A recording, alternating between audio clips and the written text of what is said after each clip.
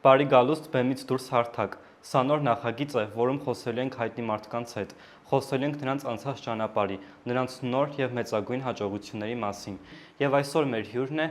դուդուկահար Հրաչ Եգորյանը։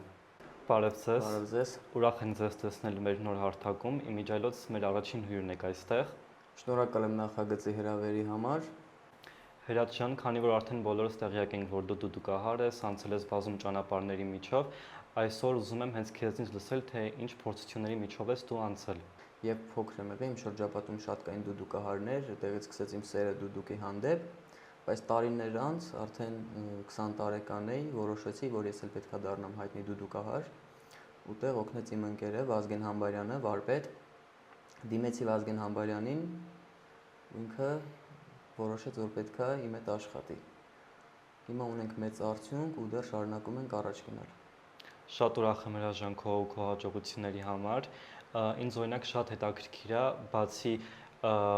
քո աշխատանքը դու այդ դիտում ես, այսինքն դիտարկում ես որպես աշխատանք դուդուկ նվագելը, թե դա ինչ-որ միտեղ նաև հոբի է, այսինքն ներսից է բխում այդ ամեն ինչը։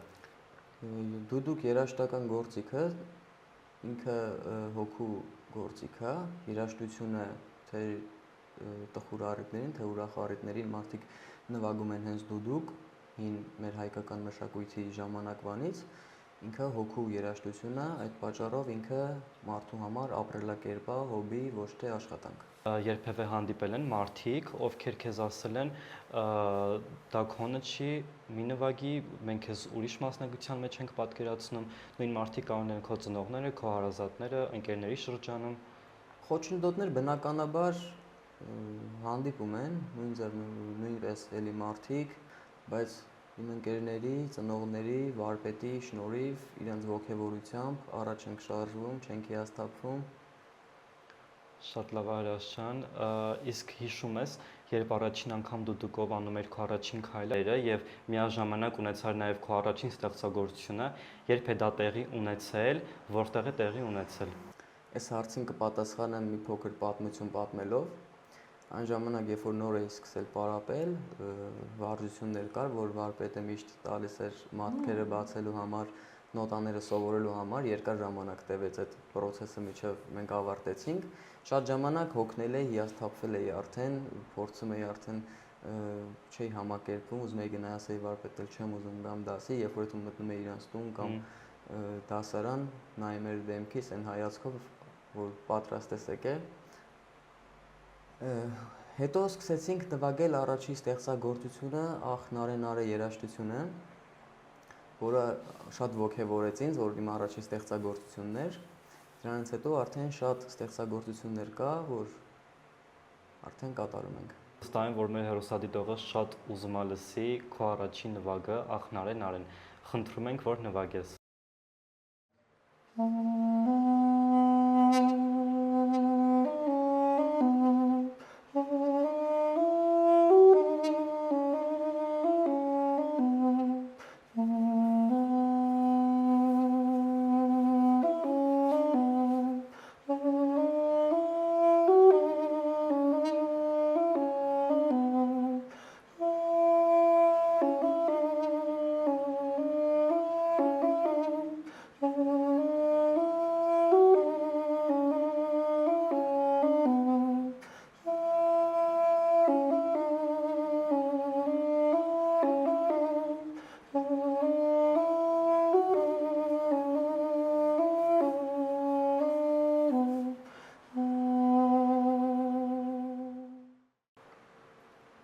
Բրավո Հրաչ, ասեմ, որ քեզ մոտ շատ իդեալական է ստացվում։ Ինչ տեղ ունի դուդուկը քո կյանքում որպես հայկական մշակույթի մի մաս։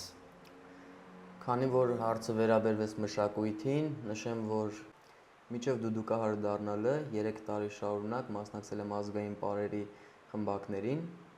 Պարուսույց Տիգրան Մկրտչյանի շնորհիվ նույնպես մեծ արդյունքների եմ հասել ազգային պարերին։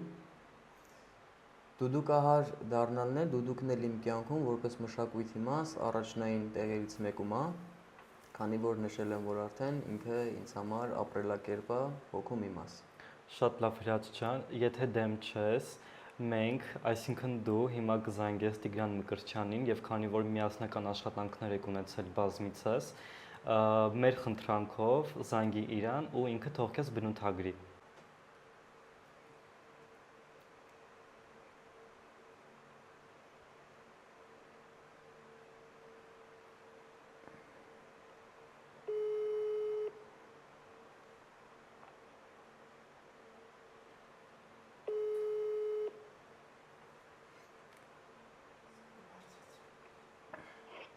Ալո, Ընկեր Մկրտչյան, բարև ձեզ։ ախպեր ես, Ինչպե՞ս եք։ լավ դու ասա, հրաշ ջան։ Լավ, շնորհակալ եմ։ Ես հիմա հաղորդման հյուր եմ։ Մեր հաղորդավարը հարց ա ուղղել, քանի որ ձեր աշակերտն եմ եղել 3 տարի շարունակ ազգային պարերի։ Ինձ հարց են տվել, այսինքն խնդրել եմ, որ զանգեմ ձեզ, դուք բնութագրեք ձեր աշակերտն եմ եղել, ինչ ձևի աշակերտ եմ եղել։ Ձեր խոսքն է հիմա մեզ պետք։ Հասկացա, հրաշ ջան։ Հիմա այնպես ինչ որ ասում եմ, հաղորդման հյուր ես դրա համար եմ ասում, կամ որ չնայած այն որ արդեն աշակերտ պարուսից հարաբերություններից հետո արդեն դարձել ենք ընկերներ, դա արդեն խոսում էի ձեր հիմա արդես։ Պատասխանատու ամենակարևորը, որի վրա կարելի է հենվել, հույս դնել, թիմային, ինչը շատ թիմային բանի մեջ է, հատկապես ավանդական մշակույթի օրենքը կոլեկտիվ մշակույթի մասին է, համայնքային երևույթի մասին ավանդական մշակույթը, այդտեղ թիմագործում, թիմային, նաև արագ կողմնորոշվող, ինչ որտեղ նաև լիդերի հատկանիշներով, որ կարար խումբը առաջնորդել, որ ինչ որ բան լիներ, ես բացակա լինեի, քեզ վստահեի, ասեի դու ոնց որ կազմակերպել ես ամեն ինչը վստահելի, հուսալի, ինչ որտեղ նաև հումորով։ Շատ լավ, Այս բանը այդքան եմ հիշում։ շնորհակալ ենք ընկեր Տիգրան։ Դե արդեն մեզ համար պարզ է, որ դու բազում ճանապարհների միջով անցար եւ հասկանում ենք նաեւ, որ ունես մեծ նպատակներ ու այսօր կուզեմ մի քանիսը ներկայացնել, թե դու ինչ նպատակներ ունես կապված դուդուկի հետ։ Իմ նպատակներից առաջնայինը ու իմ տեսլականը, որպեսզի դուդուկը ներկայացնեմ ոչ միայն Հայաստանին, այլ ամբողջ աշխարհին։ Դե ինձ սիրելի հեռուստադիտող, ձեր հետ էր Արսեն Ղազարյանը։ Հուսով եմ, որ մեր համագործակցությունը մնացած հայտնի մարդկանց հետ կշարունակվի, եւս մեկ անգամ հիշեցում, որ այսօրվա մեր գլխավոր եւ առաջին հյուրն էր դուդուկահար Հրաչ Եգորյանը։